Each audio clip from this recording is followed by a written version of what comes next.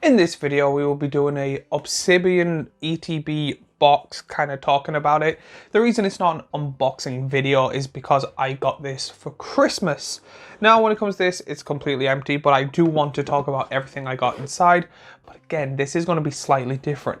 So one, it's not going to be a box opening. I've already opened it. I will be going through what I got. But two, I made a slight little error, but it's also going to make this video way better in my opinion. My partner also got me 8 packs, majority of them again being Obsidian Flame, but I'm pretty sure there was a Paradox Rift and 2 packs of something else, I can't remember. So I'll be going over that because I put it all in here, nice and neat, to kind of make this video. So if you see a card and you're like, that's not from Obsidian Flame, probably because it's from one of the extra packs, because I threw it all in this box. I have not organized the cards outside of this video. I haven't put them in folders yet because I want to make this video. So let's go through this. First things first, I want to talk about, I want to compare this to the Magic the Gathering boxes. They kind of do the same. Now, when it comes to price wise, these are 65 where I'm from, and the Magic the Gathering ones are 55. I have one here filled with cards. So, first thing I want to say when it comes to the boxes is the sizes are the exact same, but I feel the quality of this one is a lot better. These are fine as a box. The lid slides on and everything and slides off, but I find these boxes to be better. It just seems to be a more kind of sturdy material, especially the lid, and I like the way the thing kind of holds, and then look, you just need a little bit of pressure and it doesn't open. I do prefer the boxes when it comes to the Pokemon ones. Again, I will be comparing the two throughout the video, but let's see the content inside that pretty much everyone knows. So we're going to start off with the content inside the box. First, you get these little dice. There's usually a D6 with an EX on them. And then I don't play the Pokemon game, so I think these are damage counters. I could be wrong. I do like these. When it comes to the Magic the Gathering one, you get a D20 that's usually quite big and has, actually I have one here.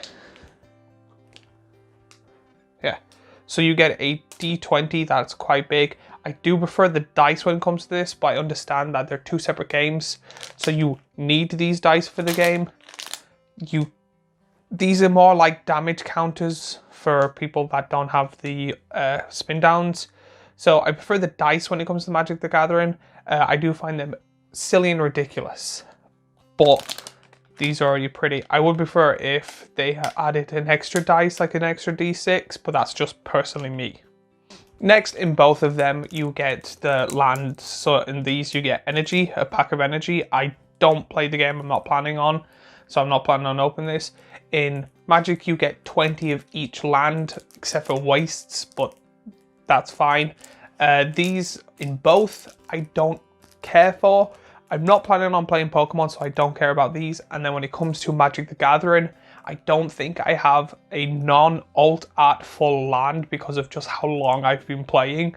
And I actually have a small box of just alt art basic lands. So I don't think in any of my decks there is just a normal basic land. They're either full art or something else. So I don't care whenever I get one of the boxes for them lands either. In the Pokemon one, you also get these poison and fire counters. I think that's what they are. Again, these are fine. I know ETBs are supposed to be for like the first time players and stuff. So I already have, I think these are my second set or third set. Yeah. These are my third set, but I've opened 2 ETBs. Oh, I opened the ultimate thing as well. So these are fine, but after you get your first ones, I kind of don't know what to do with the rest. So if anyone knows what I should do with these, let me know in the comments down below.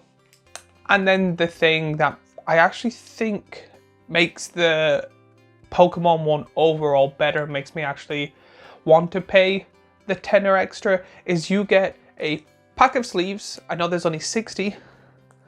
And you get 4 dividers. Now, I know in Magic you do get one divider, but having 4 is cool. But I also find the quality of the dividers better. Now, in the Magic one, you get no sleeves. These are 60 of them. I know majority of people that play Magic are Commander players who will probably want 100. These are not the best quality. I do not think these are good for putting a deck together. However, I think they are perfect for when you sleeve a rare or something like that. I can see a lot of these that double sleeve using these. I do think they're quite good, and I do think Wizards should have their own version of them. So these are my second pair, and I will be using these solely to sleeve cards that I want to put on like display or something like that. And then when it comes to the Pokemon packs, you get 9, I think, in both. I could be wrong. I usually just open it up. In this one, I got 9, and then I think my partner got me an additional 8. Most of them, I think 5 or 6 packs being another Obsidian Flame. So I think when it comes to the Pokemon packs compared to the Magic packs, I know Magic is going to change it back to 2 packs. So I can't really say what they're going to be doing. But I do think for the price of a pack, they're usually 6 here. Pokemon packs are better. Because when it comes to Magic the Gathering, all the cards that I've personally found super pretty that I really want are the packs that are 25 plus. I'm like, no. When it comes to Pokemon, I have got a lot of the cards I wanted in the art that I wanted for 6.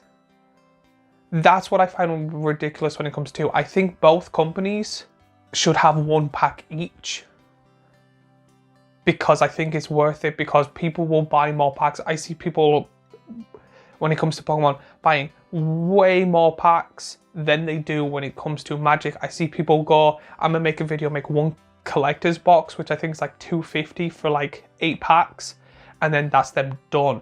Where I've seen people buy like 4 ETBs and then the 100 quid boxes, and then they're like, we're still gonna do more. And I'm like, they have spent roughly the same amount, but have opened up way more and are planning on continuing opening way more than Magic the Gathering players that go, I have 6 packs, open 6 packs, done. And they're like, yeah, I'm done with this set because I didn't get anything good. I think it's, even though the chances might be a little bit lower or higher, people prefer getting the full arts in Pokemon, because even if they open 20 packs and get 1, they will then continue because that 1 pack was the thing that made them go, I'm going to buy another 20 packs. When it comes to Magic, you get 6 packs for roughly the same price, and people just go, I didn't get anything good, I'm not doing it, I'm not risking it. So that's my personal opinion. It might change when the new packs start in 2024, but when it comes to the rest of the video, I will be showing you pretty much the best cards I got. I'll be putting them on screen, but I'll be reading them out. And hopefully you enjoy the rest of the video. So let's go on to the cool cards I got. So I'm going to start off with the rares. I only found out what the rares were like a month ago, because as a star at the bottom, I did open a few doubles, which do bother me, but I think that bothers anyone, but it's not to the point where I'm like, I'm going to give up, except for when I opened that Ultimate Pokemon box and got like 5 Raichus. Screw Raichu now. But when it comes to this, I'm pretty sure I got like 2 Claydol's, 2 Entei's and stuff like that. But I do love the Pokemon enough to be like, do you know what? It happens. So when it comes to the rares I got out of all the packs, I got a Scovillian. Hopefully I'm saying that right. It's a newish Pokemon. If it's a newer Pokemon, I'm not the best at knowing its name. I got a Togekiss. I got a Jumpluff. A Palafin, which again is a really weird Pokemon. I'm not a big fan of this one. I got a Lokix, which I do have in my Violet. I do have in my Violet playthrough, and I do think it's quite a good Pokemon. I have a Groudon, one of my favorite legendaries. I have my first ever ancient Pokemon, Brute Bonnet. I do like what they did and how they implemented future and past Pokemon. That it's not a huge thing. It's not going to be like the biggest change ever, but it's cool how they implemented it into the games. I got the Entei, as I said, the Claydol, a second Entei, I got 2 Tokakisses, 2 Sylvanias, I got 3 Enteis and 3 Cloyders. Cladles.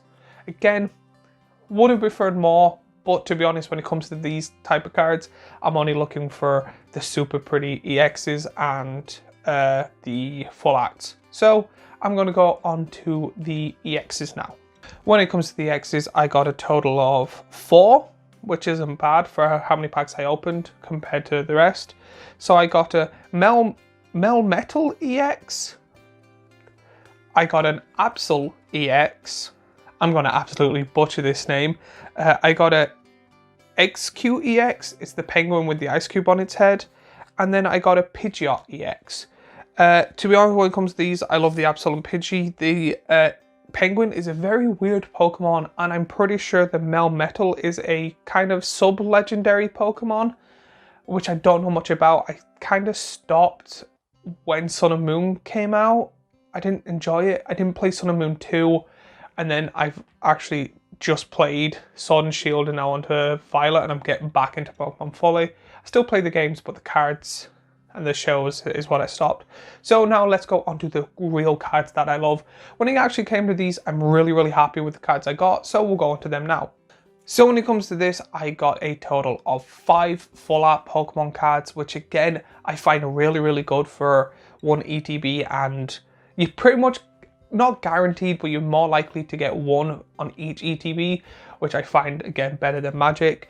I know I opened a few packs. I know I got Scissor. I'm going to say that now. I got Scissor, and that's the main one I wanted in a pack that wasn't in the ETB. But again, it's more of a luck thing. There is still chance you'll get it. So when it comes to these cards, I got the beautiful Ninetales.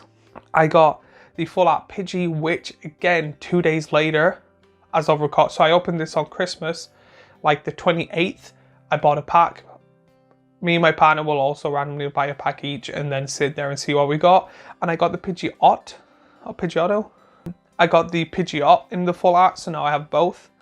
I got the, I know it's not from Obsidian Flame, but I got the legendary Y Pokemon, Yveltal. Don't know the name, but the card is super pretty, so I'm not going to complain. As I mentioned before, I got the Scizor that I really love. It was the #1 card I wanted from Obsidian Flame, and I'm so happy I got it. And then the card that actually got me back into Pokemon that you can get in this ETB, and my partner did buy me this ETB knowing that you can get this in because I said it to her 20 million times, and I really do love this card. The beautiful Charmander in foil given out to the Pidgey. This is the best card I've ever seen, and I will not stop loving this card. I'm going to actually try and get this like framed and everything because I love it so much, so we'll see how that goes. But yeah, let's go on the next bit. Overall, I think if you are like me into Pokemon and into Magic the Gathering, I think when it comes to a collection point, I personally think the Pokemon is better. It is 10 extra, but you do get a little chunk more in it and more of a chance to get the cards you really want.